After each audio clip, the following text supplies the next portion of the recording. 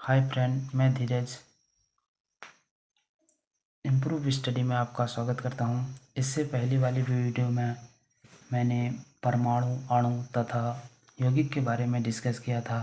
आज मैं परमाणु के बारे में और अच्छे से और उसकी संरचना और उसकी खोज के बारे में आपको साथ इस वीडियो में बात करूंगा। इसके पश्चात आप परमाणु को और अच्छे सही ढंग से समझ जाएंगे। तो ठीक, शुरू करते हैं। सबसे पहले हमने कल बात की थी कि परमाणु क्या होता है करके। परमाणु किसी भी पदार्थ का अति सूक्ष्मतम कण होता है और अविभाजित कण बोल सकते हैं जिसे हम, और जिसका कोई विभाजन ना हो। किसी भी पदार्थ का अति सूक्ष्मतम यानी कि छोटी इकाई ही हमारी परमाणु है। तो अब हम परमाणु की खोज किसने की थी, उस वैज्ञानिक का नाम जान लेते हैं। जॉन डाल्टन नाम के वैज्ञानिक थे जिन्होंने 1808 ईस्वी में इसकी खोज की थी। और आगे आने वाले वैज्ञानिकों ने उसमें पाया कि परमाणु पे, प्रत्येक परमाणु पे इलेक्ट्रॉन, प्रोटॉन और न्यूट्रॉन होते हैं। इलेक्ट्रॉन, प्रोटॉन तथा न्यूट्रॉन होते हैं।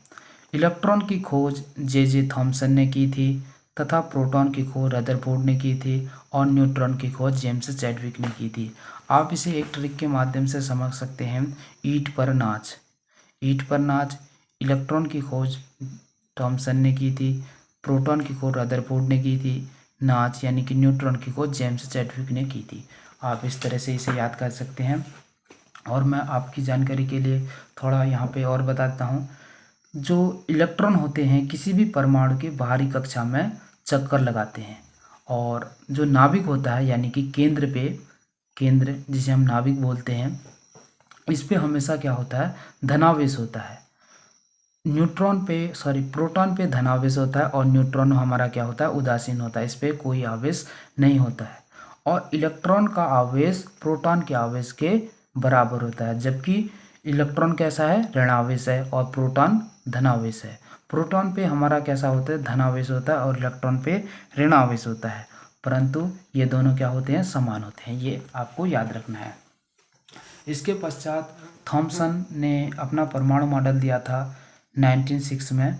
तो उन्होंने परमाणु मॉडल पे बताया परमाणु एक धनावेशित गोले का बना होता है। उन्होंने बोला कि ये जो परमाणु है ये धनावेशित गोले का बना है, इस पे इलेक्ट्रॉन क्या होते हैं, धसे हुए बोल रहा था।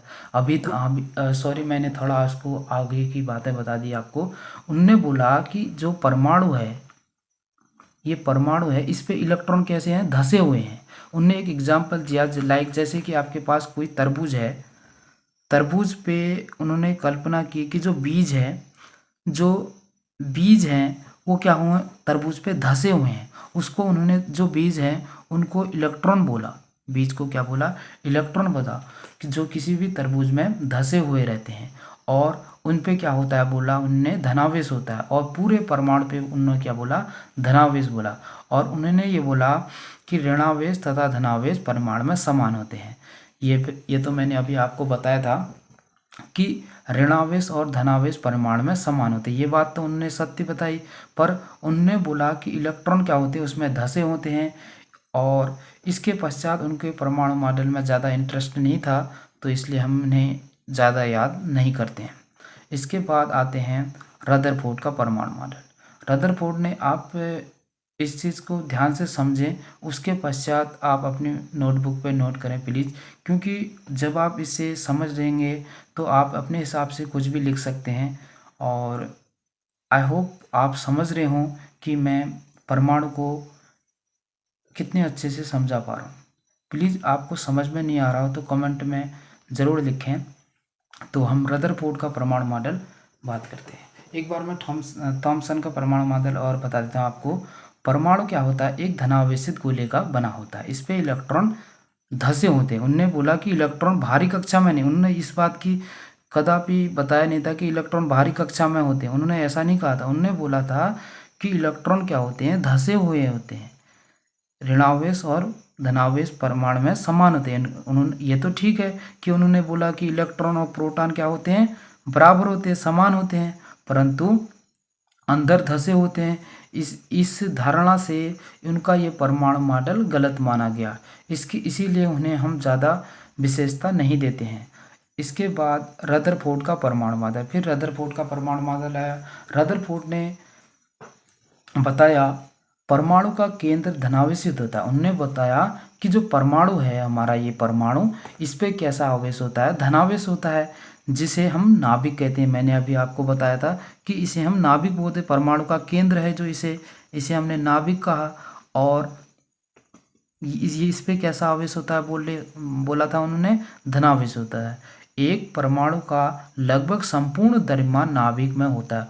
उन्होंने बोला कि एक परमाणु है, ये जैसे पूरा परमाणु है, इस पूरे का, इसकी जो पहली कक्षा है, दूसरी कक्षा है, इस पूरे का द्रव्यमान जो है इस पे नाभिक पे भार होता है। यानी कि इन सारी कक्षाओं का भार किस पे होता है, इसके नाभिक पर होता है। संपूर्ण भार, उसके परमाणु का जो संपूर्ण भार होता है, उसने क्या बोला, उस पे नाभिक में होता है।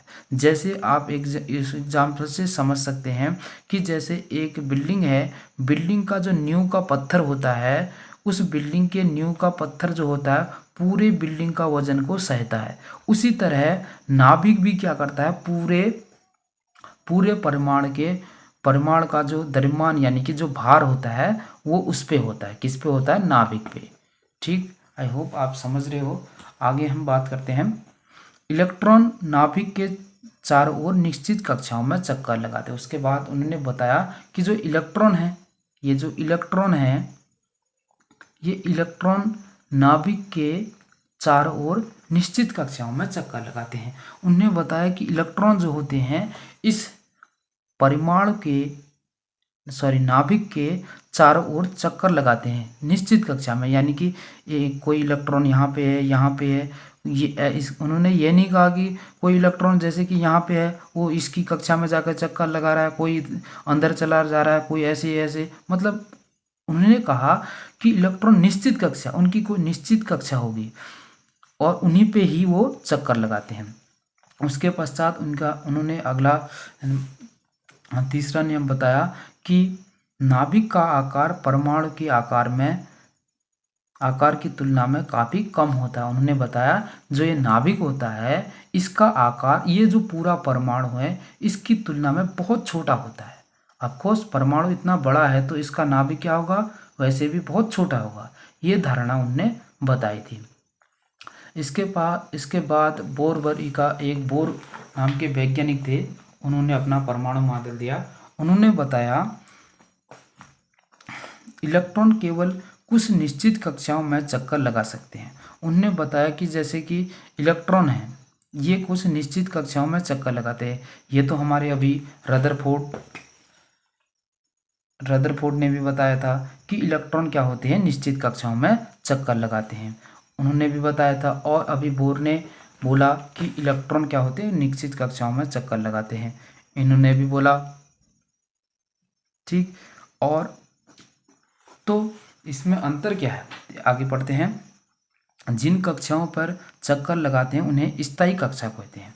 स्थायी कक्षा या विरक्त भी बोल सकते हैं हम। इन कक्षाओं को, जिन कक्षाओं में इलेक्ट्रॉन चक्कर लगा रहे हैं, इन कक्षाओं में जो बाहरी जो कक्षाएं होती हैं, आप इसे समझिएगा कि इलेक्ट्रॉन कहाँ पे चक्कर लगाते हैं, परमाणु के बाहरी कक्षाओं में चक्कर लगाते हैं। अंदर कौन होता है, प्रोटॉन होते हैं, न्यूट्रॉन होते हैं। न्यूट्रॉनों पे कोई चार्ज नहीं होता है, कोई आवेश नहीं होता है, जबकि प्रोटॉनों पे धन आवेश होता है, इलेक्ट्रॉन पे ऋण आवेश होता है। और इस पे इलेक्ट्रॉन क्या होते हैं, बाहरी कक्षा में चक्कर लगाते हैं। ये जिस भी कक्षा में, जैसे जो बच्चा जिस कक्षा में बैठता है उस कक्षा का नाम बोलते हैं, कोई 4th क्लास में है, कोई 3 क्लास में है, तो इस तरह से उसका नाम दिया जाता है। तो इसी तरह इन कक्षा का नाम क्या दिया है, स्थायी कक्षा दिया। जिन कक्षाओं में वो चक्कर लगाते हैं उन कक्षाओं को क्या बोलते हैं, स्थायी कक्षा या विरक्त कक्षा भी बोला जा सकता है। जब इलेक्ट्रॉन इस विरक्त कक्षा या स्थायी कक्षा में चक्कर लगाते हैं तो ऊर्जा का विकिरण नहीं होता। यानी कि उनका कहना था कि इलेक्ट्रॉन जब इन निश्चित कक्षाओं में चक्कर लगाते हैं कि इलेक्ट्रॉन का ऊर्जा का क्या बोलते हैं, वो उत्सर्जन, विकिरण नहीं करते, यानी कि ऊर्जा का उत्सर्जन नहीं करते। ये रदरफोर्ड ने नहीं कहा था, उन्होंने उन्होंने ऐसा, रदरफोर्ड ने क्या कहा था कि परमाणु जो होता है धनावेशी होता है, जबकि इन्होंने नई बात कही बोर ने कि इलेक्ट्रॉन जो होता है वो किसी भी ऊर्जा का उत्सर्जन नहीं करता है। आई होप आप इधर तक समझे होंगे। कल मैं आपके साथ फिर नए वीडियो के साथ आऊँगा, जिसके पश्चात मैं आपको संयोजकता तथा किसी भी तत्व की संयोजकता ज्ञात करना, परमाणु संख्या और भी कई टॉपिक पे बात करूँगा, जिसके पश्चात ये छोटी छोटी चीज़ें आपको आसान लगने लगेंगी। आप इस वीडियो को एक दो बार ध्यान से देखें। आई होप आप समझ जाएंगे। अगर आपको समझ नहीं आया तो प्लीज़ आप मुझे कमेंट करें, मैं आपके लिए और अच्छी और इजी तरीके से बताने का प्रयास करूँगा। ये मेरे आजकल नई वीडियो हैं, थोड़ा मुझे बनाने में दिक्कत हो रही है। अगर आपको कहीं पे कुछ चीज़ें समझ में नहीं आती तो प्लीज़ पूछेगा, और उन बच्चों को, उन लोगों को ज़रूर शेयर कीजिए जिनको इस वीडियो की सख्त ज़रूरत है।